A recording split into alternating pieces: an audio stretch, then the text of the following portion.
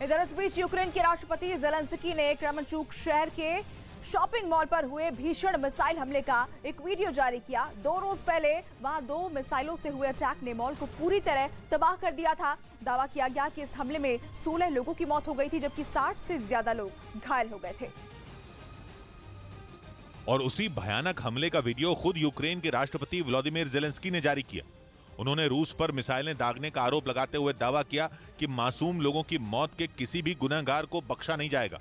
Zelensky ने जो video जारी किया वो शॉपिंग मॉल के पास ही लगे एक सीसीटीवी कैमरे में रिकॉर्ड हो गया था, जिसमें दिखाई दिया कि पूरी तरह से शांत इलाका कैसे अचानक मिसाइल हमले से दहल उठा। आसमान से चील की तरह अपने निशाने पर झपटी मिसाइल ने जमीन से टकराते ही कहर ढा दिया।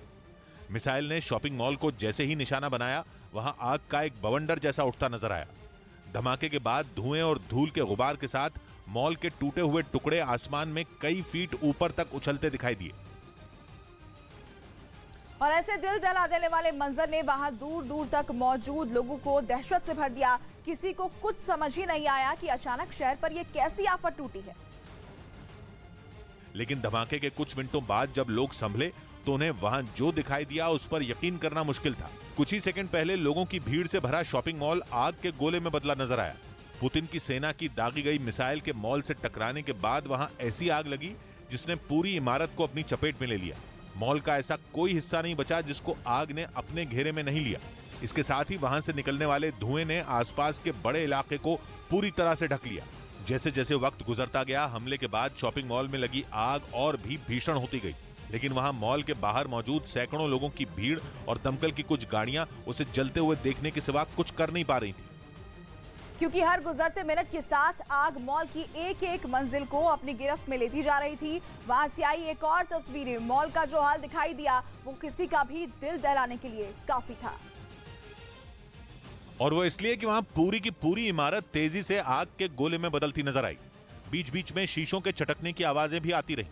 भीषण आग की वजह से मॉल की छत और दीवारें टूटकर मलबे में बदलने लगी। हमले की जगह पर मौजूद लोगों में अफरा तफरी मच गई। किसी को कुछ समझ नहीं आ रहा था कि आखिर किया क्या जाए। लोग बस मॉल के आसपास भागते दिखाई दिए। हर तरफ मॉल के अंदर आग में फंसे लोगों को बचाने के लिए चीख पुकार मचती नजर आई। क्योंकि यूक्रेन ने दावा किया कि रूस ने मिसाइल से जिस वक्त मॉल पर हमला किया वहां 1000 से ज्यादा लोग मौजूद थे और उनमें कई लोग हमले के बाद मॉल में लगी आग के बीच फंस गए थे। और वहां मॉल के बाहर मौजूद लोग किसी भी तरह अंदर फंसे लोगों को बाहर निकालना चाहते थे, लेकिन मॉल में लगी आग इतनी तेजी से फैली कि इससे पहले कि कोई कुछ कर पाता, पूरी बिल्डिंग आग से घिर गई। हालांकि कुछ लोग आग फैलने से पहले ही मॉल से निकल पाने में सफल रहे। कई घंटों बाद यह आग बुझ गई। इसके बाद हमले की जगह जो हालात दिखाई दिए उन पर यकीन करना मुश्किल था। रूस की मिसाइल का वार झेलने वाला कई मंजिला मॉल बस कबाड़ का एक ढेर नजर आया। इस बीच क्रेमेंचुक शहर के शॉपिंग मॉल पर मिसाइल टकराने का एक और वीडियो सामने आया। सोशल मीडिया पर शेयर किया गया ये वीडियो मॉल के पास ही बने एक पार्क का बताया गया, जहां धमाके के बाद अफरा तफरी मच गई। और वहां लगे कई सीसीटीवी कैमरों की अलग अलग तस्वीरों में दिखाई दिया कि कैसे मॉल में ब्लास्ट होने के बाद पार्क में मौजूद लोग अपनी और अपने बच्चों की जान बचाने के लिए भागते नजर आए। एक तस्वीर में तो मिसाइल की तेज आवाज से डरकर भाग रहे एक आदमी और औरत नजर आए, लेकिन जैसे ही धमाका हुआ आदमी घबराकर तालाब में कूद गया। इसी तरह की एक दूसरी तस्वीर में पार्क में मौजूद कुछ लोग मॉल पर हमले के बाद अपने बच्चों को लेकर भागते दिखाई दिए। पार्क के सीसीटीवी कैमरे में रिकॉर्ड हुए एक और वीडियो में ब्लास्ट के बाद शॉपिंग मॉल के टुकड़े पार्क के तालाब में गिरते नजर आए।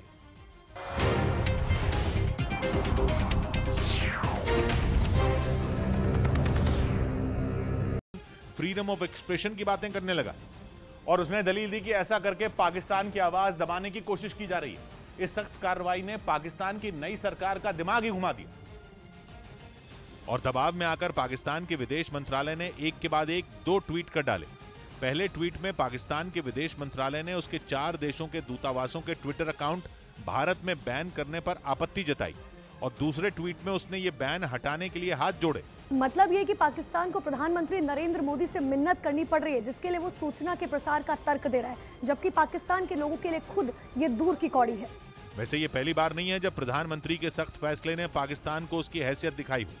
इससे पहले भारत के खिलाफ झूठी खबरें फैलाने वाले 16 यूट्यूब चैनल भी ब्लॉक किए जा चुके हैं, जिनमें 10 भारत के और 6 पाकिस्तान के चैनल थे। और इन YouTube चैनल को लाखों नहीं बल्कि करोड़ों लोग देखते हैं। भारत सरकार ने आरोप लगाया कि ब्लॉक किए गए YouTube चैनल पर फेक न्यूज दिखाई जाती थी और लोगों को भड़काया जाता था। एक रिपोर्ट में दावा किया गया कि इन YouTube चैनल पर जम्मू कश्मीर और भारतीय सेना के खिलाफ ऐसी उल जलूल कहानियां दिखाई गईं जिनका कोई सिर पैर ही नहीं था, या यूं कहें कि ये कहानियां सर से पैर तक झूठी थी। यही नहीं, रिपोर्ट कहती है कि ब्लॉक किए गए पाकिस्तानी YouTube चैनल पर यूक्रेन जंग पर भी भारत विरोधी बातें बोली गईं और ये दिखाने की कोशिश की गई कि भारत की विदेश नीति बहुत ही कमजोर है, जबकि यूक्रेन युद्ध के दौरान प्रधानमंत्री मोदी के फैसलों की पूरी दुनिया में तारीफ हो रही थी। मतलब यह कि पाकिस्तान ने सोशल मीडिया पर भारत के खिलाफ प्रोपेगेंडा वॉर छेड़ दी थी। उसे मालूम है कि मौजूदा समय में सोशल मीडिया एक ऐसा हथियार है जिससे वो भारत की छवि खराब कर सकता है। इसीलिए उसने पहले YouTube चैनल और फिर ट्विटर का इस्तेमाल किया। लेकिन अपनी विदेश नीति और कड़े फैसलों से दुनिया को चौंकाने वाले पीएम ने इस बार पाकिस्तान को ऐसी पटकनी दी कि उसका दोबारा खड़ा होना मुश्किल हो गया और हार मानकर उसे भारत से बैन हटाने के लिए भीख मांगनी पड़ी। वहीं दिल्ली पुलिस ने गैंगस्टर लॉरेंस बिश्नोई के एक और राजदार को गिरफ्तार कर लिया और दावा किया जा रहा है कि बिश्नोई गैंग का ये वो आदमी है जिसे मूसेवाला हत्याकांड से जुड़ी एक एक बात की जानकारी। असल में सिद्धू मूसेवाला हत्याकांड की गुत्थी को सुलझाना दिल्ली पुलिस और पंजाब पुलिस के लिए एक चुनौती बन गई, क्योंकि एक महीने बाद भी यह पता नहीं चल सका है कि मूसेवाला हत्याकांड में लॉरेंस बिश्नोई गैंग के कितने गुर्गे शामिल थे, हथियार कहां से आए थे और कैसे उन हथियारों की सप्लाई शूटरों तक हुई थी। लेकिन अब लॉरेंस बिश्नोई का एक ऐसा राजदार दिल्ली पुलिस के हाथ लगा है जिसे हत्याकांड से जुड़ा हर राज पता है। उस राजदार का नाम है नरेश कुमार। दिल्ली पुलिस का दावा है कि नरेश वही शख्स है जिसे मूसेवाला हत्याकांड से जुड़ी हर छोटी बड़ी बात की जानकारी है। मतलब ये कि हत्याकांड को अंजाम देने में कौन कौन शामिल थे, किन किन राज्यों से शूटरों को बुलाया गया था, शूटरों को कहां ठहराया गया था और वारदात को अंजाम देने के लिए किन किन लोगों ने शूटरों की मदद की थी। पुलिस सूत्रों के मुताबिक नरेश को इस बात की भी पूरी जानकारी है कि मूसेवाला की हत्या के लिए हथियार कहां से आए थे और कैसे उन्हें दूसरे राज्यों से आए शूटरों तक पहुंचाया गया था। और दिल्ली पुलिस का यह भी दावा है कि नरेश कुमार यह जानता है कि हत्याकांड को अंजाम देने के बाद पुलिस से बचने के लिए शूटर कहां छिपे थे। हालांकि कुछ रोज पहले ही दिल्ली पुलिस इस हत्याकांड में शामिल 2 शूटर फौजी और कशिश को गिरफ्तार कर चुकी है और दावा है कि पूछताछ के दौरान फौजी ने ही नरेश का नाम उगला है, जो पिछले कई महीनों से पंजाब के पटियाला जेल में बंद था। लेकिन जैसे ही मूसेवाला हत्याकांड में उसका नाम सामने आया, दिल्ली पुलिस ने उसे गिरफ्तार कर लिया। इस वक्त नरेश 7 दिन की पुलिस कस्टडी में है और उससे पूछताछ की जा रही है। पुलिस सूत्रों का कहना है कि नरेश कई मायनों में पुलिस के लिए एक अहम कड़ी साबित हो सकता है, क्योंकि दावा किया जा रहा है कि नरेश पंजाब का सबसे बड़ा हथियार सप्लायर है और उसे पंजाब के पूरे नेटवर्क को ऑपरेट करने में महारत हासिल है। इसीलिए पुलिस को यह शक है कि नरेश कुमार सिद्धू मूसेवाला की हत्या के लिए इस्तेमाल किए गए हथियारों की नेटवर्क चेन से जुड़ा हो सकता है। पुलिस यह भी दावा कर रही है कि नरेश पहले काला जठेड़ी गैंग के लिए हथियारों की सप्लाई करने का काम करता था, लेकिन बाद में वो लॉरेंस बिश्नोई गैंग से भी जुड़ गया और फिर नरेश दोनों गैंग के लिए एक साथ हथियारों की सप्लाई करने लगा। पुलिस का दावा है कि सिर्फ पंजाब ही नहीं बल्कि दूसरे राज्यों में भी नरेश काला जठेड़ी गैंग और लॉरेंस बिश्नोई गैंग के लिए अवैध हथियारों की सप्लाई करता था और इसी वजह से वो कुछ ही वक्त में काला जठेड़ी गैंग और विधानसभा में फ्लोर टेस्ट से पहले उद्धव ठाकरे ने महाराष्ट्र के मुख्यमंत्री पद और विधान परिषद से दिया इस्तीफा। बेटे आदित्य के साथ खुद कार चलाकर पहुंचे राजभवन, इस्तीफा देने से पहले किया संबोधन।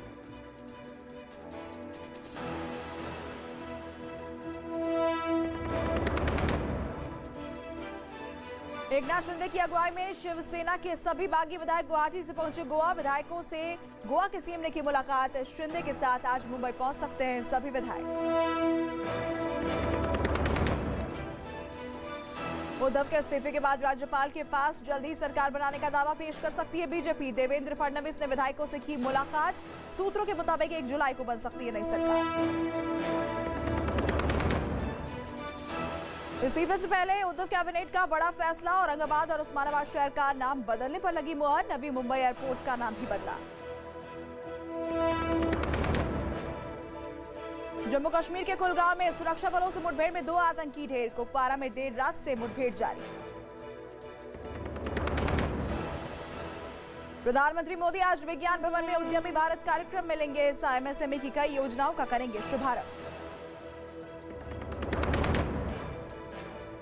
पश्चिम बंगाल की सीएम ममता बनर्जी के जिहाद बयान पर घमासान तेज। बीजेपी नेताओं की राज्यपाल से मिलकर सरकार को बर्खास्त कर धारा 356 लगाने की मांग। राज्यपाल ने कहा बयान वापस withdraw the statement and respond to me. Rajasthan के मुख्यमंत्री अशोक गहलोत कन्हैयालाल के घर पहुंचकर आज करेंगे परिवार वालों से मुलाकात। सीएम ने 50 लाख रुपए की आर्थिक मदद का किया ऐलान। अमरनाथ यात्रा के लिए रवाना हुआ श्रद्धालुओं का पहला जत्था। जम्मू में उपराज्यपाल मनोज सिन्हा ने पहले जत्थे की यात्रा को दिखाई हरी झंडी।